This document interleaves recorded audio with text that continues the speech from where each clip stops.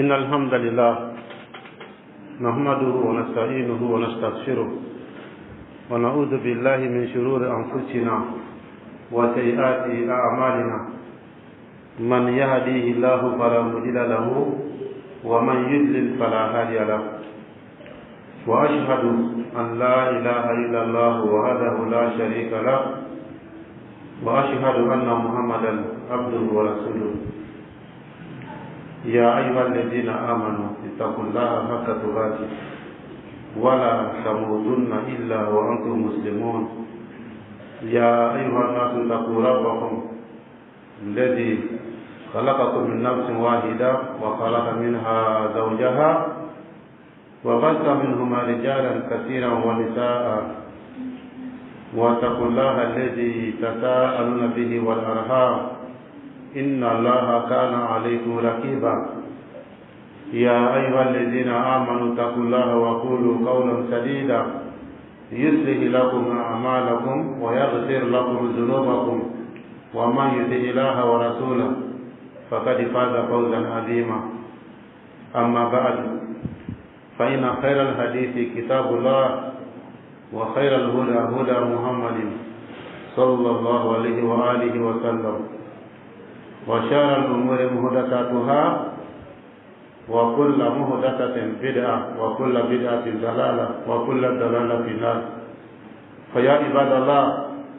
أوصيكم ونفسي بتقوى الله تعالى فهي وصية الله للأولين والآخرين. قال تعالى ولقد وصينا الذين أوتوا الكتاب من قبلكم وإياكم أن اتقوا الله. وهي وصية الرسول صلى الله عليه وسلم لأمته. قال عليه الصلاة والسلام أوصيكم بتقوى الله والسمع والطاعة. فبتقوى الله يصلح الأفراد والمجتمعات وبها تكثر الخيرات وتستجلب البركات. قال تعالى ولو أن أهل القرى آمنوا واتقوا لفتحنا عليهم بركات. عباد الله حديثي معكم في هذه الخطبة سيكون عن أمر بالغ الأهمية، أمر نحتاجه في جميع شؤون حياتنا، في أعمارنا وأرزاقنا وأولادنا وأزواجنا وطعامنا وشرابنا وعلمنا وعملنا وبيعنا وشرائنا. أمر لا يمكن لنا أن نستغني عنه في شيء من أمور الدنيوية على وهو البركة. أن لا تنقى ولمنه أما أن لا تلقى عند ما كتاب برا أن لا تلي أكان جرمو برا جني يابا أن لا تلي أكان برا جني كيش كمان يكون تورما ni ala mo mo kana urudi kana ba ya la kan bela jinin kana ni ala mo mi fili kana mo fay to tigila am ala dir ala kana fi ambe shira ka jira ka ko bato mashite minin pato ka ko ala subhanahu wa ta'ala ambe shira ka ko muhammad ibn abdullah ala ka chide no ala ka jono o ko be balma islamo ambe salamana ni ke nyira yi an awi odi ala islamiye odi kalangana ye folo mo ulo ga kalangana do ani lama mo o fede ga kalangana ye ni kalangana ye ala ko qur'ana kono wala qad wasayna alladhina utul kitaba min qablikum wa iyyakum ko jama kulumu kono awye alu kitabu kale kalangana me nyesi uluma awo no wala nyesi ala karama to ma sallallahu alaihi wasallam ne awye wodme ani taqullaha ka daga siran alani wodi ala ka tarangana kai ay mi ko wodi ala kara pale tarangana kani kuma ga nya ko usiku bi taqwallahi wa sam'i wa ta'a. Mi tarangana mi ke awye wodi ala misranye ani nyemo wala men nyemo kanga bato ala kara tarangana ke mamna afatu wa tusunya tra arafa kuna balma islamo ala misranye de ala madu langunya mo kelen gelen du la sugo tala fana kala la istranye jama fana sigida kaseda dlan ka kabila dlan sugo ko to la fana kala ala istranye ala ɲɛ siranɲɛ o de hɛrɛ ka ca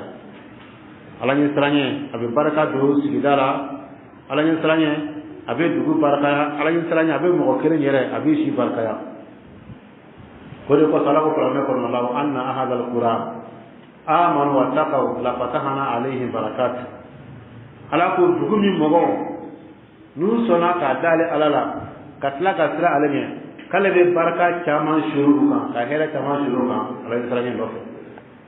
bana balima silamɛ an bɛna kuma fɛn min na ni kutuba in kɔnɔ a nafa ka bon kosɛbɛ an mago bɛ fɛn min na an ka ɲɛnɛmaya kɔnɔ an mago b'a la an si kɔnɔ an mago b'a la fana an ka garijɛgɛ kɔnɔ an mago b'a la an denw cɛma an mago b'a la an musow fana a k'olu sɔrɔ an mago bɛ a fɛn na an ka suman na an mago b'a la an ka ji min ta la an mago b'a la fana an ka dɔnni n'an ka baara la an mago b'a la an ka sanni n'an ka feere la o tuma fɛn min don an tɛ se ka ɲɛ kɔ cogo si la an ka ɲɛnɛmaya ko foyi la an tɛ se ka ɲɛ kɔ o ye jumɛn o de ye barika ye an mago bɛ barika la an ka fɛn bɛɛ la ala ka jɔn o tuma n'an kelen o kelen n'an ye nin wagati jateminɛ an bɛna ye k'a fɔ barika bɔra an ka fɛn bɛɛ la barika bɔra an ka fɛn bɛɛ la hali n'a sɔrɔ an bɛ ka barika ɲini tuma bɛɛ an bɛ ala wele ko ala ka barika don an na an bɛ ala wele k'a ka barika don an siw la an bɛ ala wele k'a ka barika don an ka diinɛ na an bɛ ala wele k'a ka barika don jamana na nka n'a ta barika tɛ foyi la mun nana n'o ye o fana balima silamɛw f'an k'a ɲini k'a dɔn mun jumɛn na barika bɔra an bolo k'a sɔrɔ barika tun bɛ yen o kumana an ka tila k'a ɲini k'a dɔn barika min bɔra an bolo an b'a sɔrɔ cogo di barika bɔ kun an bolo an ka o dɔn o tuma an kan k'a sɔrɔ cogo di an ka o fana ɲini k'o dɔn o fana balima silamɛw n'a jateminɛ an ka lahala jateminɛ bi an b'a ye k'a fɔ barika bɔra an ka fɛn bɛɛ la o kumana fujunu ko don a b'an fujunu n'a y'a lajɛ barika bɔra fɛn fɔlɔ-fɔlɔ min na an bolo o y'an denw ye an denw barika tɛ denw na bilen ala ko kuranɛ kɔnɔ almal wal banun zinatul hayati dunya ko nafolo ani den ale y'o d'a ma a kan ka diɲɛ latigɛ masiriw ye nafolo bɛ diɲɛ latigɛ diya an bolo o tuma na den fana b'o cogo la a bɛ tila k'an dɛmɛ ka lahara fana ɲ'an bolo n'an sera nafolo in baara cogo la nka bi ani den fana b'o cogo la den fana dabɔra de a bɛ diɲɛ latigɛ diya an bolo a bɛ an ka lahara fana dilan k'a ɲa n'an y'an denw kalan lahasiranya la nka den kɛra kungo de ye mɔgɔw bolo bi sarat inda ba'di nasi masdaru shaka'in wa mata'in limaza li'annahu lam yubarak fihi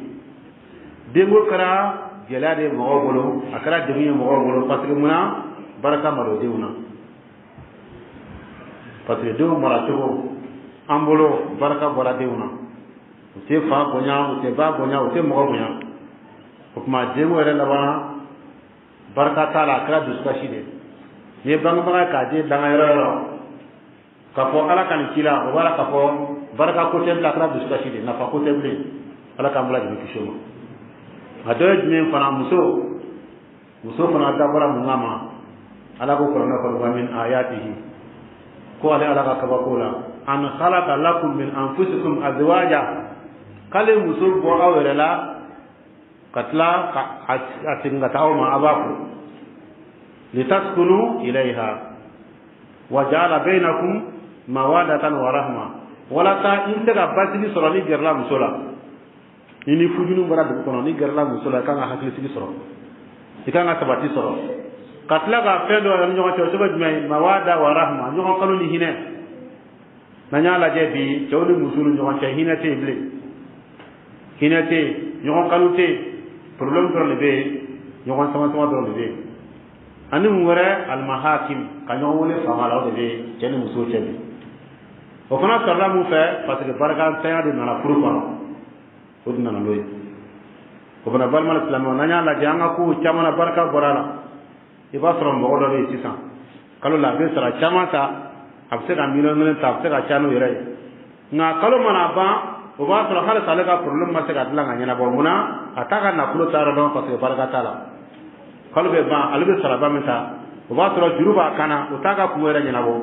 duga kungote nyanabo deunga kungote nyanabo haraka kungote nyanabo wan bana kato warka chade ado warta million gele million fla dora saka chanoy nga kalbe sa mamna ko juruba kana aga kungo nyanabo muyo ke patre baraka ta ka barala ibatra ngodo be fere kelado abe sanen abe fere ke platire ba bulu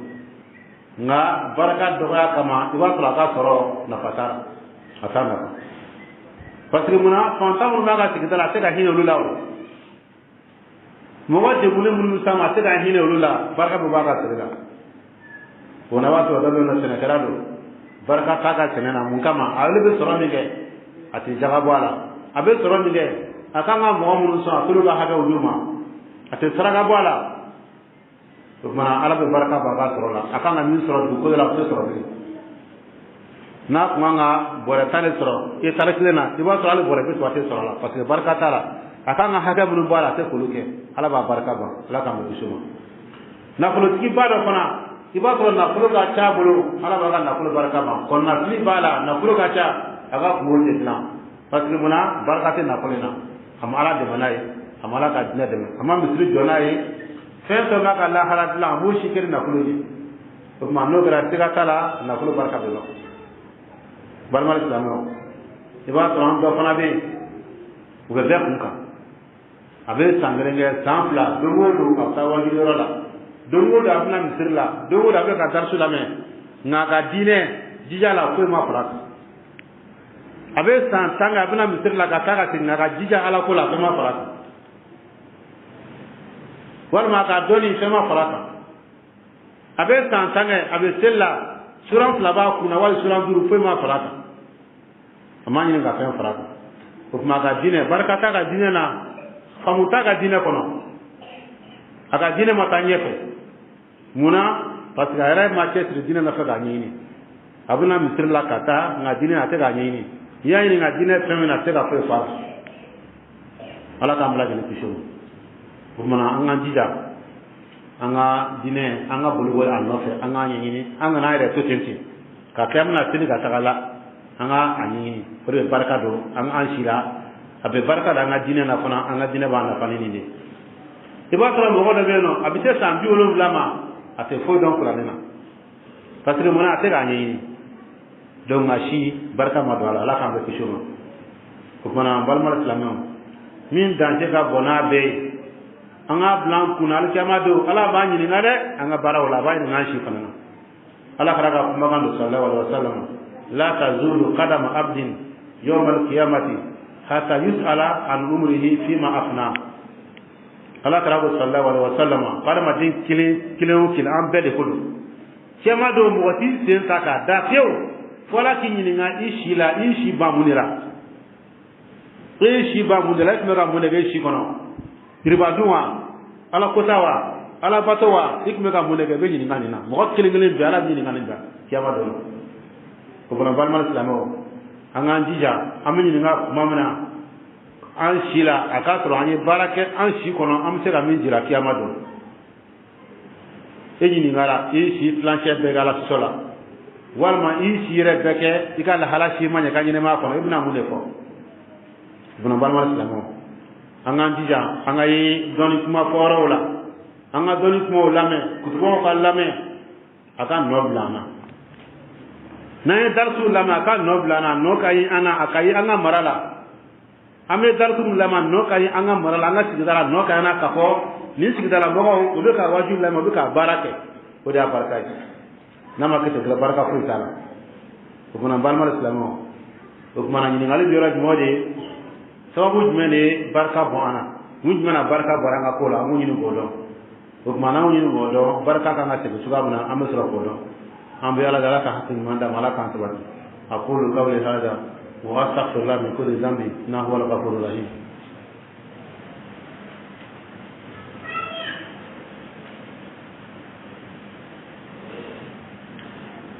alhamdulillahi rabbil alamin wal aqibatu lil muttaqin wala udwana illa ala zalimin bal mal islamo ango anye baraka mi kuma fo baraka borate wona sika tala ambe godo mune baraka bona anga ngoli jini godo anga sura ka furake baraka boli anga kola ku fura fura mi abada wa kasratul ma'asi ala kota fanga ka bon o de barka banga fendela kuma ni barka boli ana akum belbele ba o de ala sosai ala karago sallallahu alaihi wasallam innal abda la yuhrama rizqu bi zalmi yusibu ala madin do ala kumbasa ka hera do shuri kan ti gardiga bunya kan na fulu di mo be jora mara di ma ala bi je na fulu la wala jora la mun kama ki ala kota do ke do ala kota be mo ko mane ka hera la abi je ka je jora la abi je ka je soro la diga je gardiga ala bi jara mun kama ala kota kama ko manna kara jamana ra da ala kota la du o jona be hera soro su amma no ko donna do ibn qayyim ali kitabu da lan ka to la ko da wa dawa ay kuma da fa ko no fle wa min ukubati al maati ala to sobe nyanga tami se mo ma annaha tamhaqu al barakati al umr ala ma de shi ala be baraka wala ala ko takama o donna do ka fa ibn qayyim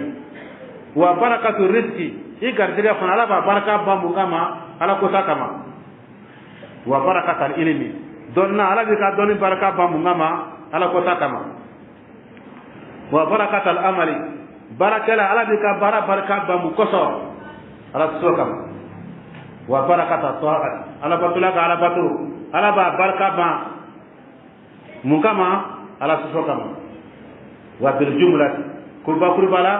annaha tamhaku barakata dini wa dunya iga nyere ko ala ba baraka ba ala sokama iga nye ko fana ala bo baraka ban ala suzo kama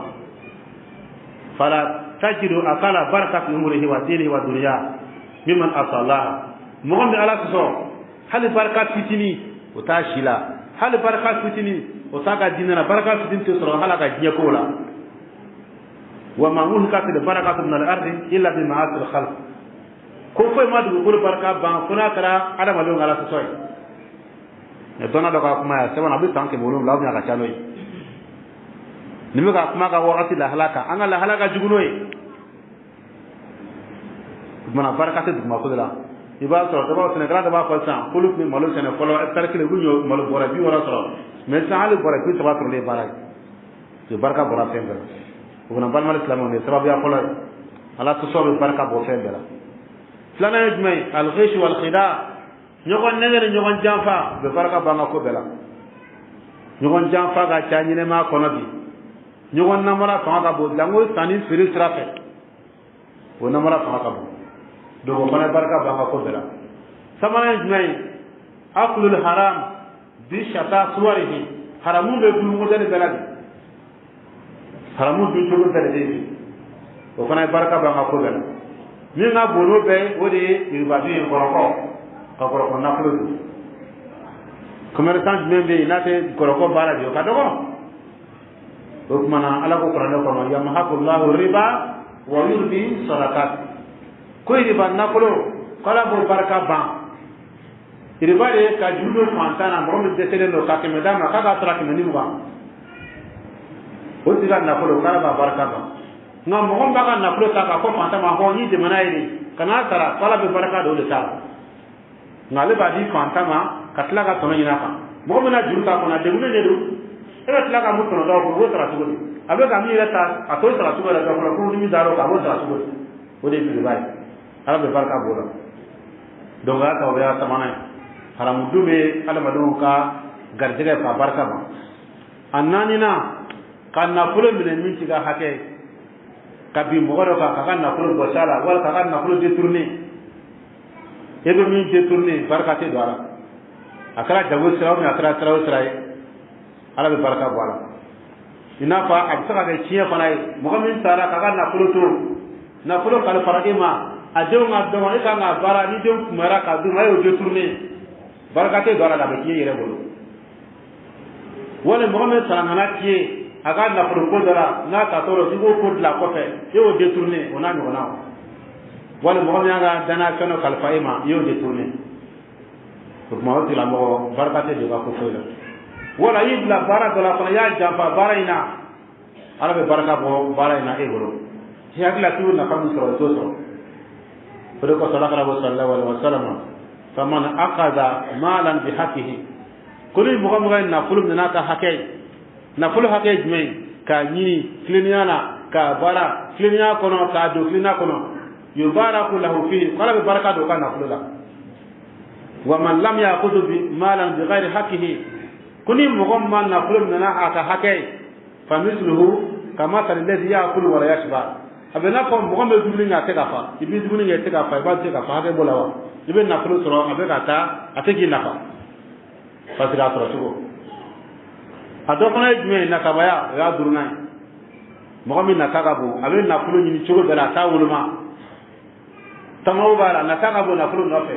abani ni sen bulala halala ni haramu amago tala bani tugo bela ko manani mo fana bete o ganna fulu barka tala ala tambala ni kushon donc ma barka be soro tuga mona odi angani dugo no dabla no kram barka soro ko mona barka bien ambula sabya de ma worona man u zakat mo amta tan jagaboma atun jagaboma aba batilia ke aba jaka na fulu kan ala ga hagete di ala ate fantan de me ate sinji de me na ga na fulu donc mo kan na fulu kona ala be barka boala donc jagabo balia awulun dana woni batilia na fulu ba wulu abi jaka ate hine mo gashila ko mo tira mo mele ko ba dana parce que do ala kala ko sallallahu alaihi wasallam ko mele ke fla be jigi kilim ba ko allahumma aati munfikan khalafan ala mo gom ba ka na fulu bo ka hine fantauna dogodo dobla ka na fulu nona mele ke kilim bo ko kilim ba ko allahumma aati mumsikan talafan ala mogo ba yere mina ka soro fantaw ta don ko kan na fulu tinya bolo dongo do ni danga be do ko me mogo mi je ta ka te fantaw so barka be soro wa barka te soro ko bani barka boli anga feuna ni yo ko ni ko mana barka boli feuna ni atra yo ala ka ambra de ko jomo ko mana ba fe barka ka sin fana amo mo srani na mo srani mana mina am barka soro ni o sirawla balmal islameo o de me ala nisrani o barka na anga kola nan segina ka salani walau anna ahla alqura amanu wa taqaw la fatahana alaihim barakatin min as-sama'i wal ard ala ko ko dugu mo nusrana ala ni katlaga limana alala kala be barka bo san fe ka shuru kan ka barka bo dum ko ci ko fana ta ala ile na suma ala nisrani be barka ko ala ko allah istaqamu ala tariqa laskainahum ma'an ghadaka kuni mo ko kili strakli ninga ala kliban cha straka ala patu straka kale be jibo pame fe ji suru kan ka hera cha dum makulu sanfe donc ko koray ala ni stranye be barka ting na dum makulu sanfe an re ba barka bal nga kola atin chugo do ni a kola ala ni stranye ani kliban cha aflana jmai ihtimam bil qur'an anga mago jo qur'an na ala ka kuma kan angu blanga fe bla gele nyefe anga qur'ane kalanga do nga tlaga mo kala ala ko wa hadha kitabun anzalnahu mubarakun ko farra min fene kala ji ko baraka dala fattabi'uhu wattaqu la'allakum turhamuna aga tu qur'ane ko katlaga sirala nya ala be hinawla do mo qur'ane nan tu qur'ane ko am baraka to nan tu qur'ane ko ala baraka do ko do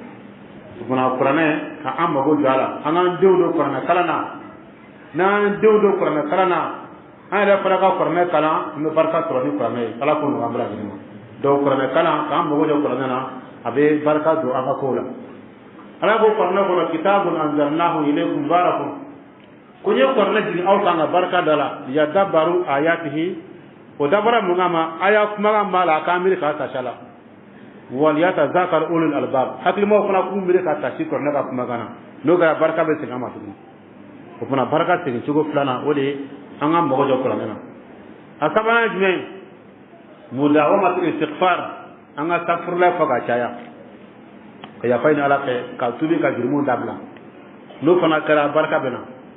ala ko korna kono fa qultu istaghfir rabbakum ka ya fayni ala innahu kana ghaffara na ya fani ala fa ala fana labana me ka ya fa oma yursilu sama alaikum midraran na ya fani ala fa ka be san chaman shuru auka abala ko ta dabla ka ya fani ala fa la be san dama wa yumdidukum bi amwalin wa banin ala be tilaga na fulo chaman di awma ka dewu dama wa jallakum jannatin wa jallakum anharan ala bin nako do ma ka ko chama puy dum makulula ka here chawmo kaga here chani oy upana no astaghfirullah ko ka chaya o kora ka ya fani ala pe ka tuli ka jurum ko dabla no kera ala be baraka tin awmo ananna ole duawi ka dugoke jango yoro mun be yoro baraka le ulo ka tuka dugo ko kono ala be baraka do kola misri ko naw ole ala ka dugma ko yoro mun kawsa ani wakati mun be na wakati bato kawsa ka dugo ko kono kala wole ala baraka tin ngana ina ko sumul ko na wakati kalo mi ni baraka bala la horama kalo ole kalo ye baraka bula zulhijja ani euna nyona muharamu ani rajaba kalo ole la horma kalo ye juma do fana fe ka do ke kala wele ka baraka tin ama ala bo do jabi wal ma sutu la fe ka wuli kala wele sut la le la tabalama ka wuli kala wele ka do ke kala wele baraka ala baraka tin ko bana baraka tin sugo de mene bal mal islam ama fe baraka ka tingama ame temen islam nu fe baraka min bora mulo ala bala tin o ko fanga do ke anga jamna ni kana nga so manga so le kala kala sallallahu alaihi wasallam ala ko qur'an ko inna allaha wa malaikatahu yusalluna ala nabi qala ala yara naga malaka ko bi solika ala kraka ya ayyuhal ladina amanu sallu alaihi wa sallimu tasliman ko fana ga solika ala kraka ka kisi ina kisi ni ko mana ala kraka man salla alaihi salatan kuni muhammad sallallahu alaihi wasallam sallallahu alaihi biha ashara ala bi solika shaytan ko manga solika ala kraka surtout juma don fe o solu nu baraka bala yere tan bala anga dugo kanga jamana fana yi ala ka baraka lo jamana ambe ka jira dugo ke na dugo ga ala ka jamana nyemo yo ala baraka dula anu we dugo ku anga no totenti anga dugo de ku o dugo baraka o de bato ke nyumanye madama nu be on de mara ambuka mara kono anga nga hamidu ye parce que lolu nyena anga la halawu nye nga nuru chena anga la halawu be nye ambe wala jilmo kalam ko manga hamili famo je danga dugo ko anga no totenti anga dugo ko de kan ne dugo ke fama bina ko dugo ki rede sinale nyena le ga nya ni fama nyena sisan ale ga nya ba to dutugo ga mara be nyogolo ni fama nyena dugo san fala be nya ale malu be dugo nana mo ga la hala be nya o kuma deun la mo dugo ko na deun bi la mo ka na dugo nana ne fana ga mara kan dugo na dro o kuma na ga dugo nya o kama anga dugo ke famo yi jamanga jamna be la hala mina bi fama sigi bebi amma ina la ka ko ku chehra la famam be sigala ka barka do ala ka baraw nyabolo ala ka baraw nyabolo